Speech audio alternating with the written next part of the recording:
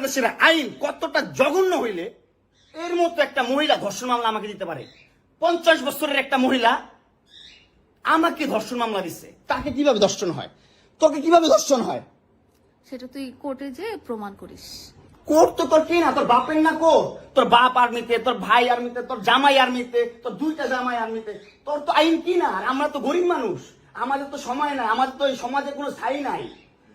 আমরা তো সমাজের ময়লা আবর্জনা, আমরা এই সমাজে। আর তোরা হচ্ছিস সমাজের অনেক উচ্চমানের মানুষ, অনেক ক্ষমতাবান মানুষ, এই জন্যই নাকে দড়িটা ঘুরাইতেছিস আমাকে, তুই বুঝছিস? হ্যাঁ, বিএমডব্লিউ নিয়ে যোগ্যতায় চালাই, তোর টাকা দিয়ে চালাই না, যে যোগ্যতা চালাই, কামাই করে চালাই। হ্যাঁ, বড়লোক হইতে পারবো না? কোথাও লেখা আছে গরিবরা বিএমডব্লিউ চাইতে পারবে না, গরিবরা বড়লোক হতে পারবে না? কোথাও লেখা আছে? হ্যাঁ, কোথাও লেখা আছে? নাহলে ওই মেয়েদের বাসায় যাও, নাহলে নরসিংদী যাও, যেখানে যাচ্ছিল সেখানে যাও। তোমার কাপড় চোপড় নিবা? অবশ্যই নিবো, দাও।